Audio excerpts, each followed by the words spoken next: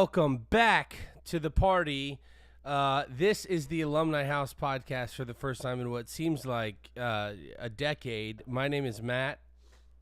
I'm the Quacker. Quacker, hey, hold on. Let me turn you up. There you go. I turned my volume down too low there. How you doing, man? How is 2026 treating you? I know we're almost a quarter of the way through it, but better late than never. Yeah, it's okay. It's been a little weird to start. I mean, we had a death in the family last week, so went and had to go to a funeral. But I mean, she was 100 years old, so yeah, I was gonna say it was not like it was a life short lived. No, she. I was talking to one of our cousins, and she said that because our great grandfather, who was her dad, or I guess great grandfather, no, he was great, just one great. Yeah, he lived to 103 or 104. He 103, and I remember that because he died in 2006 at 103. So right, okay. And so I was talking to one of our cousins, and she said her goal was to outlive her dad. She didn't quite make it, but she outlived both her brothers. But I feel like if you make it to 100, yeah, that's close enough. Yeah. Like we'll give it to you. Yeah, she had a great life though, and it was a nice simple ceremony. Just family there, a few friends.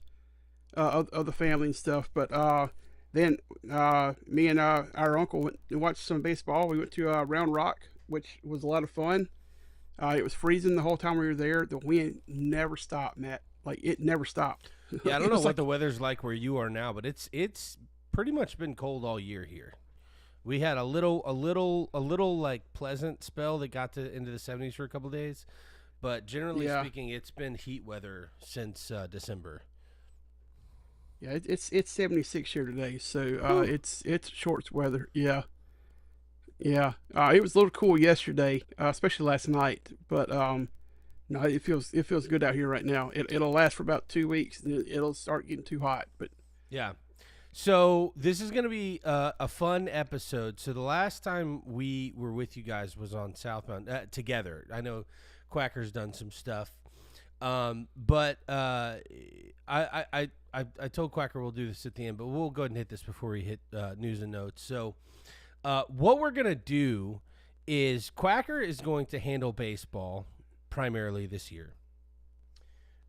We intended for me to handle basketball, or for us to handle that together, but the season is just like over. So with my schedule and just some weird things going on there, I feel so bad because Quacker's always ready to go.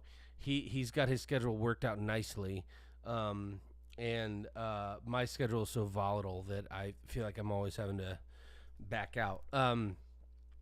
But Quacker, why don't you tell us a little bit about the new format? Because I know you've kind of already announced it a little bit. And when I say new format, our plan is to go back to next college football season or next football season. We'll do what we were doing this year. We're doing, 2 college football and maybe a Southbound episode per week. But right. Our kind of our off-season mode, if you will. Yeah, well, during baseball season, we'll do, and I guess the rest of basketball season, I'll do a solo episode where I'm covering the college baseball, and then we're going to try to get together once a week and do a episode like we're doing now, and just kind of cover everything. It's a way we intended to do was for Matt to do the basketball, me to do the baseball, and us get together and just kind of cover everything in between. But it just hadn't quite worked out that way, which is fine. No, but I am going to try and jump on at least once a week, and talk about key basketball news from here on out. So we've got 1 week left of regular season, then we've got conference tournament and big tournament. So that means 5 weeks of college hoops left. And once we get into SEC, conference and national tournament, I'll try and come on every day, and I'm sure Quacker will join me sometimes, as he can. I say every day that there's a game. I won't come on like the Tuesday before the tournament, likely, but Yeah, and one of the reasons we did this was because Matt's a huge basketball fan. I struggle to try to watch it. It's not my favorite sport. I used to love college basketball, but it's gotten a lot hard for me to watch. But I love baseball. To me, it's right there with college football, and see, that's so funny. Sometimes I feel like it's past it. I feel like what happened with you in college baseball or college basketball is what happened with me in college football. Because I think I'm definitely a bigger NFL fan than I am college football, and that was never the case until, just recently. But one of the reasons, too, is, like, our natural interest. Like, so don't let Quacker sell you short. He likes college basketball. But I think it's a little more of a chore, right, for you to, like, sit down and watch a game that doesn't have a team you care about. Yeah. Whereas I, for instance, have the Kansas-Arizona game on right now. I could not care less about either one of those teams, but it's two highly ranked teams, so that's interesting to me. But I think you're like that with baseball, right? Like you don't have a dog in the fight, but it's two good teams you're going to watch, right? Oh yeah. And I'm not that way. You see Santa Barbara and somebody the other day. And I do like college. I think it's a perfect match because I like college baseball and I watch all of my team's games when they're on TV. But I don't like it enough to watch teams I don't care about. Quacker does, and I do when it comes to basketball. And so that's kind of why we decided to do that. Plus to kind of give each of us a little bit of a break because we went pretty hard. We got a little less faithful in December, but we went pretty hard and consistent through the fall. We had 3 episodes almost every week. We did miss a few here and there until December. December fell apart. But so that's kind of the deal. And then July, we haven't talked about it. I imagine we'll probably do some vault episodes or something like that. But we'll mostly take the month off to kind of re-energize for football season. All right. So sorry for the curveball. It just felt like it fit naturally there. All right. So why don't you go ahead and hit us with the news and notes and give us a little blip on what's going on in baseball after that. And then we're going to spend the rest of the time talking about what we think the bracket's going to be for college basketball. So it should be fun. So I will hand it over to you, Quack. All right. So I will start off with a little college football. The NCAA, they're looking at some rule changes and stuff. One of the things, Matt, they're looking at doing is some changes to the targeting penalty. Finally, there's a study out that says the targeting penalties have been on the decline since 2020. I've heard some of the proposed changes that I haven't read the article that they have on ESPN yet, but some of the stuff I've heard from other guys like Matt Moscano and some of the national media stuff is like less harsh penalties for targeting. It may be like the first one's if you get one in a game, it's a 15-yard penalty. If you get a second one during the game, you're ejected for the rest of that game, and you'll have to miss part depending on when it happens. Part of the next game. And I also heard they could do it like a flagrant fouls in basketball, to where if you get like 2, then you have to miss some time, stuff like that. Okay, so normally I don't interrupt during news and notes, but let me ask you. Let's talk about this for a minute. Okay, you tell me if you agree or disagree, but in my opinion, I don't think the penalty was ever the issue with targeting. It was the completely subjective nature of targeting. Well, I never felt like it was fair to eject a player, especially when, when they would try. You would see a defensive player trying to hit the a ball carrier in the chest, and the ball carrier drops his head, and all of a sudden, you've got the crown of the helmet hitting the ball carrier in the helmet, and they're calling targeting on it. And if it's vicious, right? If they've launched themselves, and you can tell the ones that are intentional. Um, you know, if it's an intentional one, I've been good with get them out of the game. But if it's one where it's incidental because the offensive player has dropped down, they still call it targeting. The defender was doing everything right and still got flagged for it. So I never felt like that was fair. I think we're saying the same thing. I think the way the rule's written and the subjective nature of the rule is the issue. I think if it is deemed targeting, fine. I've never had a problem with the ejection or the half a game miss or any of that. Like, that's never bothered me.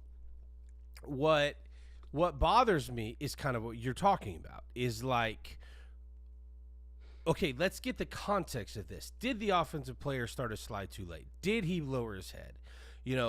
Did the defender have the opportunity to change this? Was it vicious? Now, I don't know that I agree with your statement that you can always tell if it's vicious or intentional, but I think you can a lot of times. And so I don't know that we're saying too much different, but I'm fine with the punishment if the rule is better. But here's the thing, and listen, until somebody gives me a reason, in fact, they can give me a reason, I'm still not going to shut up about it. The number one rule that needs to change in college football, besides them taking all of the clock rules that they've adjusted for advertising and throwing them out the window, which they'll never do, but it's ruining the sport. It's already ruined the sport. But after that, the thing that they could change, that they need to address, because they're not going to change the advertising issue, they need to change, tell me why you can't review a penalty. Why can't you review pass interference? I get why you can't review forward progress. Totally makes sense. To even suggest it was nonsense. Why can't you review pass interference? Why can't you review holding? Why can't you review offsides or false starts? These are all things that should be able to be reviewed. And neither league has ever allowed it. So stop messing with the targeting.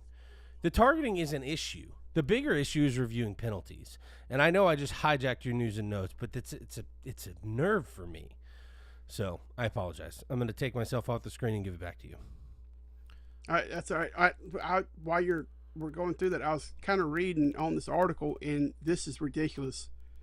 So this is a 1-year trial that they're proposing. So if you're disqualified for targeting for the first time, it doesn't matter what half it happens in. They're wanting you to be suspended for the first half of the next game. If it happens twice, they want you ejected for the entire. You have to miss a whole game. So they're talking about increasing that. Yeah, and it's terrible, because the penalties are dropping. So why would you punish them even worse? It's like, I think they've got it right now. You get ejected in the first half, you're out for the rest of the game. You get ejected in the second half, you miss the first half of the second game. I like that. I think you could tweak it. And I don't like them carrying over. I don't. It happened in this other game. They need to incentivize it to not happen. They do need to incentivize it to not happen. So I get it carrying over. Listen, I'm a huge soccer fan. Cards carry over, and it matters because it changes the way people play, and it incentivizes them to not play dangerous. So I think carrying over is perfectly acceptable to me. But I don't know why you'd make it worse. Yeah. This is absolutely preposterous. And they're also proposing a dress code change. Looks like they want leg coverings. Like, they don't want to see any into your legs. So like all these players are wearing these bicycle shorts, basically. They'll have to wear long stockings or their whole leg. It's they have to wear leg covers from the top of their shoe to the bottom of their pants. So, okay. Well, I think that's good. I'm going to be honest. I think one thing that needs to come back is the knee pads. That used to be required for conference games. It wasn't required for non-conference games. Somehow or another, it's no longer required, and I don't know why. That's a huge safety issue. I mean, you could bust a kneecap in a heartbeat. So I don't really care about the look of it one way or another, but I think that mid-drift and kneecaps need to be covered and padded.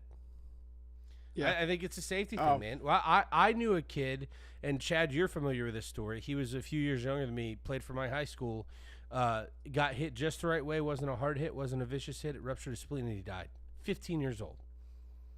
But it's because it hit him in the midriff, okay? And it was, Right. and it was a freak thing, like the way it happened, but it is a safety concern. So I'm not one of these old guys who's like, I don't like the way it looks. I could care less about the looks part of it. But so I don't care if they're making this change because they're going to bring pads back. Awesome. If they're making this change because they want to have some aesthetic uniformity, I could care less.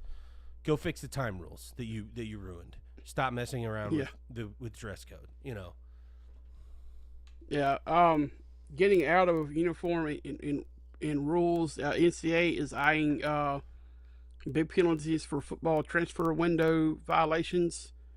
So, like, if a player doesn't announce, like, in the January window he's transferring, and you sign a player, they're proposing, and it didn't say what the penalties were, but that's you know, I didn't know that was a big problem with them not announcing that they were transferring during the window, because you only have a 2-week window. But apparently it's enough of an issue that the NCAA is looking at, instituting some type of penalty about it. This is not a team we cover, but Cincinnati is suing transfer QB Brandon Sorsby for $1 million exit fee, which he has declined to pay. Apparently he had signed an NIL deal that had a buyout or something. He's refusing to. It's all getting kind of messy. All right, real quick. With all this transfer stuff. Can you do it? Can you do it for me? $1 million. That's what came to my mind. For those of you who don't know, that was from Austin Powers. But I just thought that was, for whatever reason, I thought that was just really funny that it was exactly $1 million. Yeah. I mean, that's we're hit the point. We've hit the point where the jump the shark part of college athletics. It's that's about. Oh yeah, I did see Taylor Green, the Arkansas quarterback. He has broken like some combine records and stuff. One of them was one that Anthony Richardson had set. The former Florida quarterback. Which, by the way, he was in the news this week. Yeah, he's getting allowed to seek a trade. Let's see. It said he ran a 4.36 40, had a 43.5-inch vertical, and a board jump of 11.2. Those are pretty good stats for a quarterback. Yeah. So, it says Green's 40 time was the first sub 4.4 since at least 2003. So, well, there's really not that many sub 4.4s. Period. Somebody ran a 4.26. No, that was Alave. I saw his combine. He ran a 4.26. But I mean, you see what 2 or 3 4.2s a year, a handful of 4.3s. I mean, sub 4.4 period is like cooking. And to put it in context, when I played in high school and when I played soccer, I ran a 4.6 40 in high school. Now, a 4.6 40. Now I didn't have all this weight on me. A 4.6 40 is great for a high school kid. But to put it into context, some NFL linemen can approach a 4.6, and they're 350 pounds. So you're talking about like that. That's insane. Yeah. I saw where an Oregon safety, it was a white guy. I don't remember his name, but he ran like a 4.37 40. And what's the Rich Eisen? It was is that the guy that covers the draft? Rich for Eisen, NFL. Rich Eisen is like he does all sports. Yeah, but he's real big at the draft, and he was like holy safety or something like that when the guy, just I mean he was fast. So I don't know. This is Rich Eisen's first year back at ESPN in like 20 years because he was with CBS for many years. So he may have covered it. I don't know. I haven't watched much of the combine. I haven't watched any. Like I saw a clip. Yeah, but the ESPN, and this is we're not doing Southbound, but this kind of goes into Southbound. But they're buying like the FCC or whatever has cleared the way for them to buy like the NFL Network, Red Zone, and stuff like that from the NFL. So I don't even want to talk about the FCC right now. Yeah. I can't even do it because they are about to approve the worst sale in the history of entertainment. So, but that is not for this show. But you just rub salt on the wound, Cracker, is what you did. The Elimination Chamber is an hour and 51 minutes away for those of you who are wrestling fans. I'm not a huge wrestling fan, but I will say I love that ESPN's picked it up. I think it's super cool. Being a fan growing up, that's really cool. So you did just remind me of one Southbound topic that I meant for us to cover that we didn't get to cover. And so I want us to jump into that. So put on your NFL hats for a second, guys. So it was announced a few weeks ago that the Saints are going to play the first ever game in France next season. Dude, how appropriate and how cool is that? And I wonder, are the Franks going to love it or hate it that these Americans have gold fleur-de-lis on their helmets? But I just think the French history and everything like that, it's like how appropriate it is to have the Saints play the first game in France. That's super cool.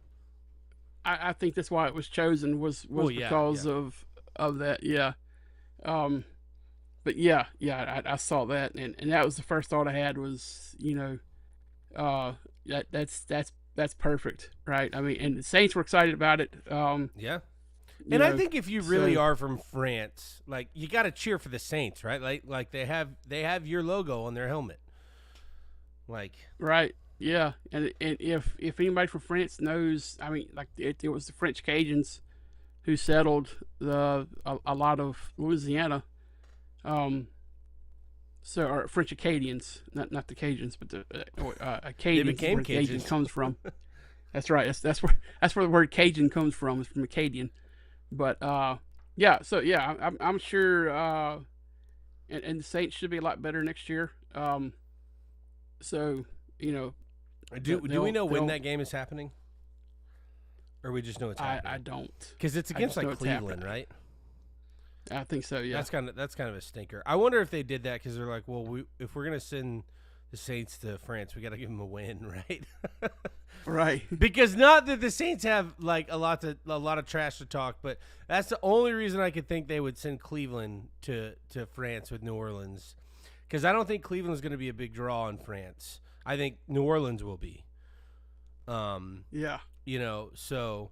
That was literally my only thought was maybe they were like, oh, we want to give the Saints every chance to win the game, so let's send the worst team we can over there. I don't know, but anyway, all right. So give us our baseball blip.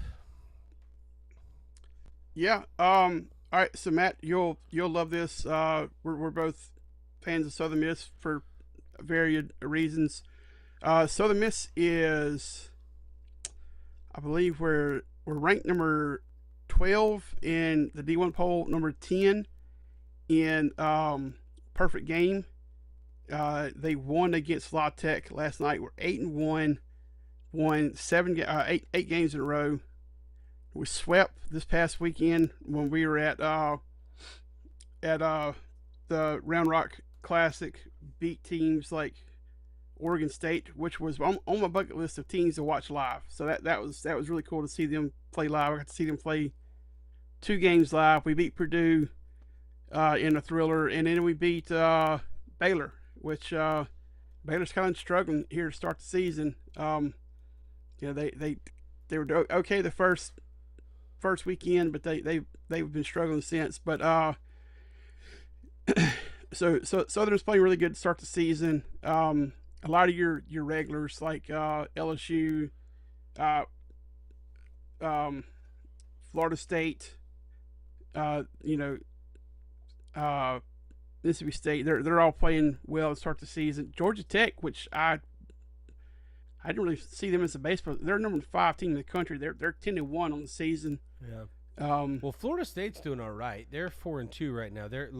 Looks like they're ranked 21st. All the other teams you mentioned are doing really good. Well, they're 7-2. Florida State is. They're 7-2. What am I? I'm looking at the D1 baseball ranking and it says 4-2. I wonder if, what ranking do you have for them? I'm on the D1 site right now. No, I'm 21. Yeah, I have 21 as well. That must just be a typo then, because it looks like the ranking's the same. Yeah. Now, Coastal Carolina, they're 6-3. They're ranked number 9. They're losing 7-0 right now. In the top of the third in Classic that's being played there in Houston. Matt, they've lost 2 of their starting pitchers for multiple weeks, and these are 2 top end guys. One guy, he's probably going to be pretty high in the draft. He's got a electric arm. I'm not sure what the other guy. I was talking to my boss the other day at work, and he said he thought one of them was out with the Tommy John with the UCL tear. So he might be out for the season as far as that goes. But so go ahead. They were in the national championship series last year, and they lost two big arms to start the season. So it could be a little bit of an uphill battle for them before it's all said and done. Yeah. So I know why we're looking at different. So ESPN updates theirs once a week. So that's why the rankings are the same and the records are not, because it updated before the Tuesday game, which meant they were 4-2. Does that make sense? Okay. So that's yeah. It was the correct poll, but you're looking at updated records. Yeah. I'm on the D1 site, so that's right. But what I'm saying is the same. It's exactly the same. You're just looking at records through the end of today, where ESPN updates those once a week. Yeah. This is the time of year where you have a lot of these classics that are being played, where it's what all it is basically is RPI builders and stuff. That can also be an RPI destroyer if you go and get swept, and that's the chance you take when you schedule these. But I liked what the Southern Miss coach said before they went last week. He was like, if we do well, we'll consider doing this in the future. You can't do much better than what they did with that one. So I'm excited to see if they'll schedule these in the future, because it was a fun atmosphere to go to. It wasn't like being at home. It wasn't like being in a regional, because it kind of was, because you had all these different teams. But when you go to a regional, there's at least one team that has a ton of fans there. I think Southern Miss probably had the most fans, which was surprising because Baylor's right up the road, but there wasn't that many Baylor fans there, even when they weren't playing like Southern Miss. I was surprised at the lack of Baylor fans. Miami is hosting Florida tonight at 6 p.m., so that's a good one. Yeah, Florida beat them last night. I think it was like 7-2 or something like that. Miami's had a potent offense this year. They scored 30 runs in a game the other day. Runs? Yeah. Oh my gosh. Wow. That's insane. That is wild. All right, so I'm going to start prepping for, over on my side, for our basketball bracket talk while you kind of wrap up and talk about, while you put a bow on baseball. Yeah, they beat Lafayette 30-5 on Sunday. So, and they played another team, Lehigh. They beat them 27-3 in a game. So, 57 runs in 2 games. Yeah, they're not playing the cream of the crop there, but still doesn't matter. Doesn't matter. Yeah. so they can swing the bat a little bit there, but we're still early in the season. We haven't gotten into conference play yet. That'll be in the next couple of weeks. We start seeing conference play. Southern Miss has got a former conference opponent and a future conference opponent to play in this weekend. They're playing La Tech this weekend. They're in Ruston. They call the field the Love Shack, which it's funny to hear him say.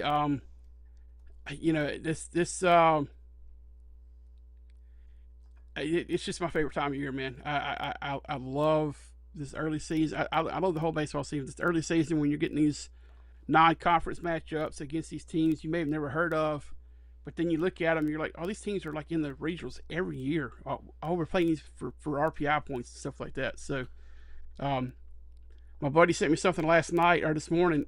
Southern Miss is the #1 rated RPI in the country right now, which is amazing considering Sun Belt, mid-major, number one RPI. So, well, I think it's a little less unbelievable in baseball because the Sun Belt in particular, but mid-majors at large as well, tend to hold their own in baseball better than they do in the other sports. But yeah. Particularly the Sun Belt. I mean, and I think in a lot of ways the Sun Belt is kind of considered the little SEC in baseball, right? Like they always have a bunch of good teams out of there. So, all right. So, what else do we have for baseball? I think that's about it. I covered quite a bit on Wednesday when I did this, and I'll have a lot more to talk about on Monday or so when I do the next episode. Baseball specific because all the games will be finished at that point, and I'll be able to talk about the series that have been played. And how they turned out in the RPI impacts they have. So I think that's about it as far as baseball goes for today. Okay. Well, I figured I'd do something a little bit different. I am going to give you my top 16 and break them down into seeds. All right. Now, mine is super heavily based on Ken Palm. I basically took Ken Palm almost to the bank here, and I've made some adjustments based on some results that happened today. But by and large, it's Ken Palm all the way. Do you have any thoughts before I jump into this about the basketball season? Have you watched much?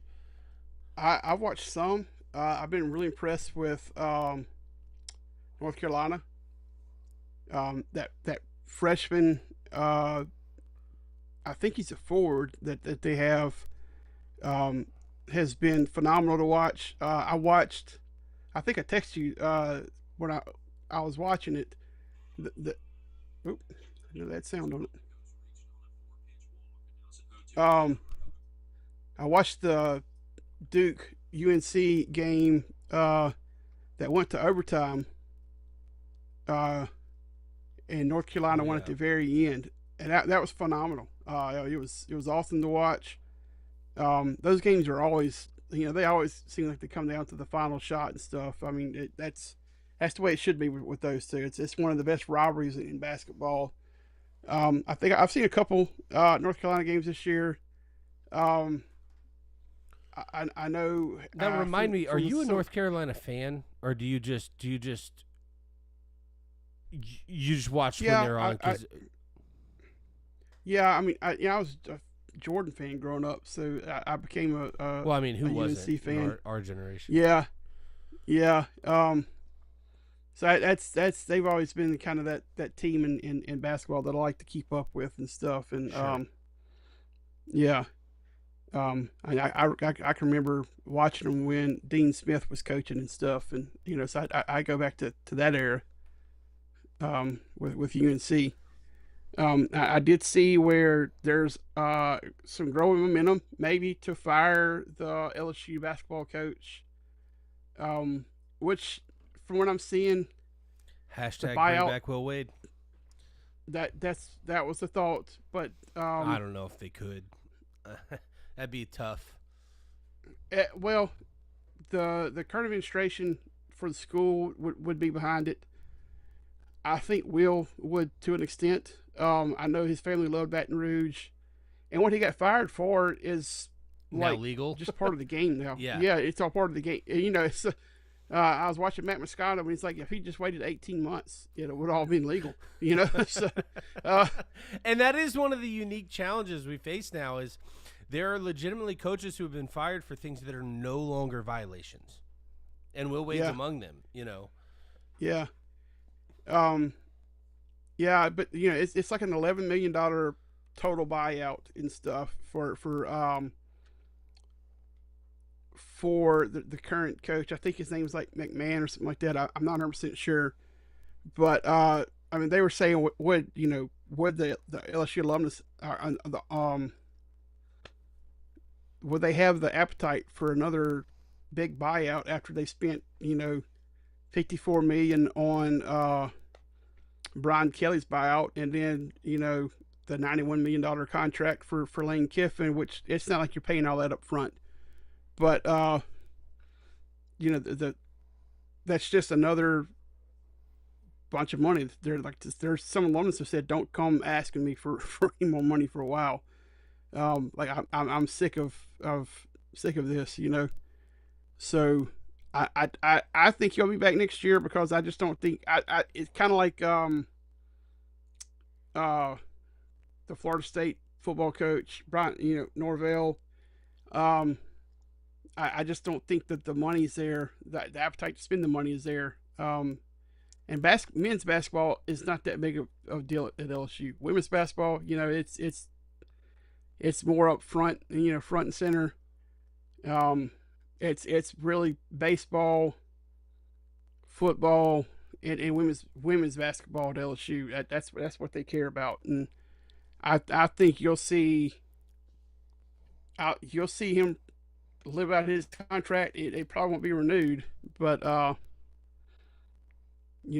don't think they fire him, which that's you don't think about buyouts in college basketball being like they would in college football, but they're still pretty deep. Well, yeah, and there's still, there's return on investment and things that have to be considered. So, all right. So first, I'm gonna read off, and I was just trying to compare mine to Joe Lenardi's. I'm gonna read off his first. Then I'll read off mine. And I have two more teams I'm looking for. I did see the Alabama. They had that player that had been in the G League or whatever that they had playing for them. Bediako, he's gone. Yep. Yeah. That it was, what was it, like an injunction or something that they had to get him eligible to play. And then, I don't know what it was. I just know they got him to be able to play, and he played for 3 games or something, and they pulled him. Yeah, and that they're not going to penalize us for those games, are they? I don't think so. Because he was okay. I'd be okay with it though. I don't like Alabama. So. I mean, how I feel about Alabama as well, but I just I was kind of like that. That would be kind of. Yeah, I don't think they're going to do that. Okay. All right, so I'm going to read Lenardi's first, then I'm going to tell you mine, and then I want you to tell me what you think overall. Okay. So starting with the 4 seeds, and by the way, I'm a big fan of Lenardi. I think he does good work. I think he does yeoman's work. So this is not me poo-pooing on him. I think he's awesome. I don't feel about Lenardi the way I do about Mel Kiper. I feel like Lenardi does solid work, and I respect him. Huh? Just need some pumpkin pie. Yeah, well, I feel like Lenardi, you can almost take his bracket predictions to the bank. Like, he's very good. But mine's a little different than his. So he's got, this is his top 16, starting with the 4 seeds: Alabama, Virginia, Texas Tech, Michigan State. Moving to the 3 seeds, Gonzaga, Houston. This is in no particular order because they don't put them in order. Kansas and Nebraska. The 2 seeds are Iowa State, Purdue, Illinois, and Florida. And the 1 seeds are UConn, Arizona, Duke, and Michigan. All right. So mine's a little bit different. So mine, starting with the 4 seeds, and these are in order. I have ranked these. So I'm going to go from 4 to 1 in every seed line. So my 4th 4 seed, so number 16 overall, is Tennessee, who Lenardi has as a 5 seed. UVA is number 15. Kansas is 14, and Gonzaga is 13. So that's a 5 seed, a 4 seed, and 2 3 seeds, according to Lenardi. Those are my 4 seeds. My 3 seeds are as follows: Arkansas, who's a 5 seed to Lenardi; Nebraska, which is a 3; Michigan State, which is a 4; and UConn, which Lenardi still is on the 1 line. I don't know how I feel about them being a 1 right now. My 2 seeds are Iowa State, who is a 2 for actually, all of these, with the exception of Houston, are 2s. Houston's a 3 for Lenardi. Iowa State, Purdue, Houston, and Florida. I've got Florida as the top 2 seed. And then my number 1s are Illinois, which Lenardi has as a 2, and then Arizona, Michigan, Duke, which Lenardi agrees on those. All right. So thoughts? Anything interesting sticks out to you there? And again, mine is basically Ken Palm with a few nudges here or there. Right. Yeah. I don't have a problem with that. Like, for instance, if it were straight Ken Palm, Florida would be on the 1 line, UConn would be on the 4 line, but I moved UConn up and Florida down, just based on everything else that's taken place. Right. Yeah. What does he have North Carolina ranked at? Just curious at this point, because Lenardi or Ken Palm? Either one. I kind of think they're a bubble team. I don't know. Hold on 1 second. Bubble, they're ranked number 18 in the country. I mean, that's. Well, I don't, like I said, I don't really know. Hold on, I'm looking.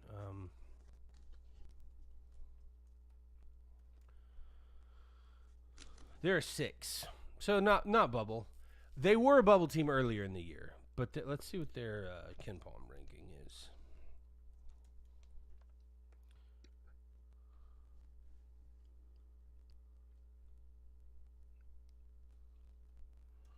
But yeah, Lenardi has currently got them.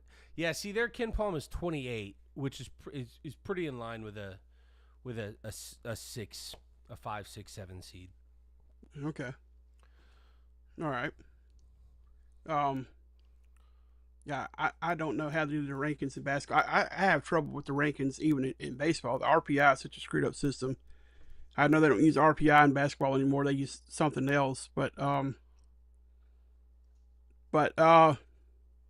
don't have a problem with that. Like I watched what game? I was watching Arizona and somebody the other day, and I was impressed with Arizona. Arizona's been probably the most consistent team. Them and Duke have been the most consistent all year. I think those are both absolute locks to be 1 seeds. Yeah, I did see where when Duke and Michigan played the other day, that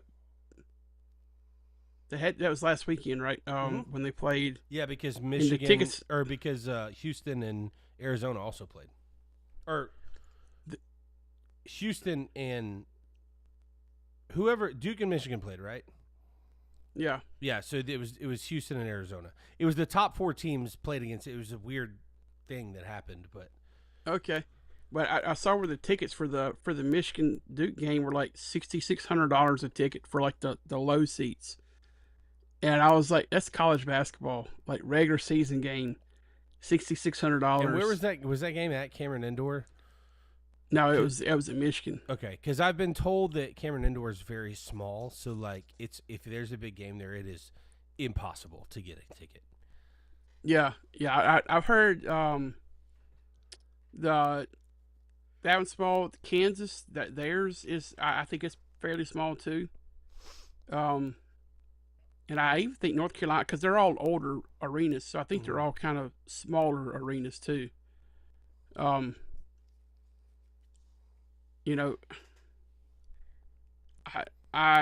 Southern Miss has got an old radio, but they're supposed to be doing an update to it at some point. Mm-hmm.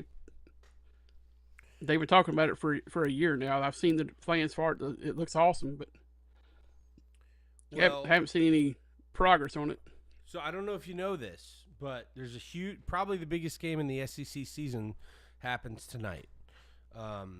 Arkansas, number 17, number 20, something like that, is headed to Gainesville to play Florida. Okay. And if Florida wins this game, they will lock up. So these are the top two teams in the SEC. If Florida wins tonight, they will lock up at worst a share of the regular season. And if Arkansas loses another game or Florida wins another game, they will be the outright regular season champions. But it's a big game because these are the best two teams in the SEC. Florida has sort of separate. The SEC is weird this year. Last year it was like easily the best conference in the country. This year it's not at all.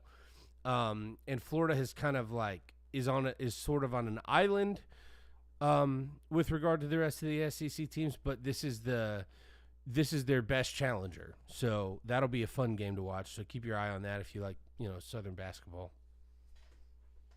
Yeah, I just pulled up the SEC page on the ESPN thing, and the first few things I see, like the records aren't impressive at all. No, they're not. Like I said, Florida and Arkansas are the best two teams, and I think Arkansas is either 17th or 20th or something like that. 21st. Kentucky at 19-10. Kentucky's not having a great year. Auburn's not either. 15-13, 6-9 record. The best four teams in the SEC this year are Tennessee, Alabama, Florida, and Arkansas. Yeah, I see that. Yeah. And then A&M would probably fall. I'm not looking at the standings. Those would probably be the top five.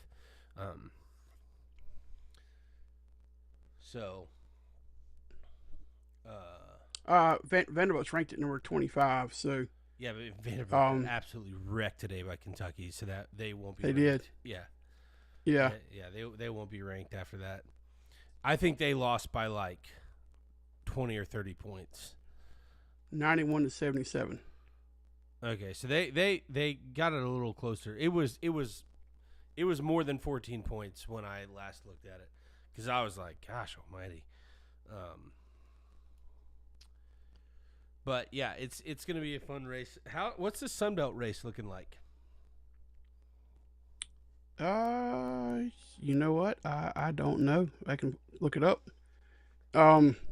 I know Southern's not in it. It's not been. This has not been a good year for their basketball team. It hasn't been a good stretch for their basketball team. No.